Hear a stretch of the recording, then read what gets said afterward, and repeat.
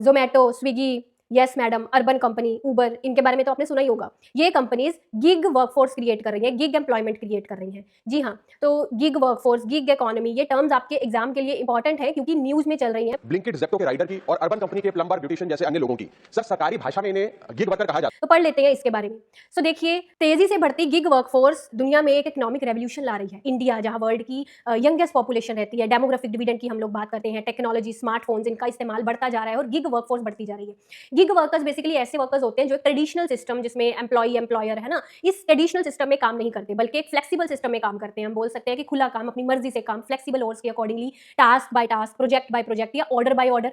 तो इसी तरह के फ्लेक्सिबल वर्किंग सिस्टम को हम गिग इकोनॉमी बोलते हैं और इस तरह के सिस्टम में जो वर्कर्स काम कर रहे हैं, जो उबर के वर्कर्स हैं, जो अपने ज़ोमैटो के वर्कर्स हैं, स्विगी के वर्कर्स हैं, ये गिग वर्कफोर्स में आते हैं। तो इनको हम प्लेटफॉर्म वर्कर्स भी बोलते हैं, जो किसी पर्टिकुलर ऑनलाइन डिजिटल प्लेटफॉर्म पर काम कर रहे हैं, किसी ऑनलाइन एप्लीकेशन पर काम कर रहे हैं, ठीक है? तो प्लेटफॉर्म वर्कर्स भी हम इसको बोलते हैं, जैसे ये सारी ऑनलाइन एप्लीकेशंस ही हैं ज़ोमैटो वगैरह। तो अभी रिपोर्ट्स में सामने आया कि ये जो गिग इकोनॉमी है, ये काफ़ी एक्सपैंड हो रही है। अगर हम देखें 24-25 की फिगर्स, तो अबाउट 12 मिलियन वर्कर्स जो है इस गिग इकोनॉमी का हिस्सा है, जो टोटल वर्कफोर्स का 2% है। और एक्सपेक्टेशन ये है कि आने वाले सालों में, यानी कि 2029-2030 में ये जो गिग वर्कफोर्स है ये एक्सपैंड हो जाएगी टू 2.35 करोड़। सो देखिए, इसके काफ़ी सारे मेरिट्स हैं। एक तो जो अनस्किल्ड वर्कर्स होते हैं, जिनको कहीं काम नहीं मिल रहा है, जो कोई स्पेसिफिक स्किल नहीं है ना? तो जैसे वो डिलीवरी करने लग जाते हैं, अपने जो भी दिन के घंटे उनके पास अवेलेबल होते हैं फ्लेक्सिबल सिस्टम के अकॉर्डिंगली, है ना?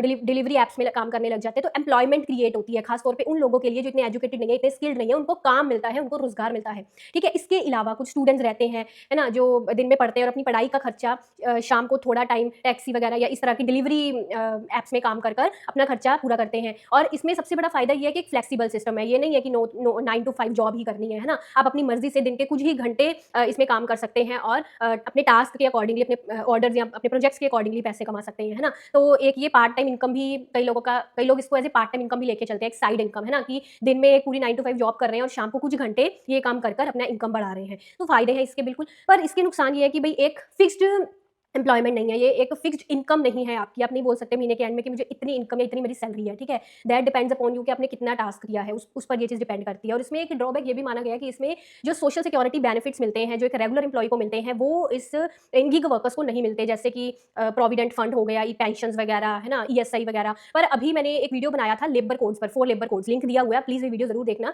इसमें हमने एक कोड पढ़ा था, सोशल सिक्योरिटी कोड, है ना? इसमें हमने बात करी थी कि ये जो गिग वर्कर्स हैं, इनको भी सोशल सिक्योरिटी के बेनिफिट्स मिलेंगे अंडर दिस लेबर कोड्स, ठीक? सो इसी तरह के इकोनॉमिक्स रिलेटेड और कंसेप्ट समझने के लिए चैनल को सब्सक्राइब कर लीजिएगा एंड हमारे डिटेल कोर्सेज में एनरोलमेंट के लिए एप्लीकेशन को डाउनलोड कर लीजिए। Best of luck, thank you.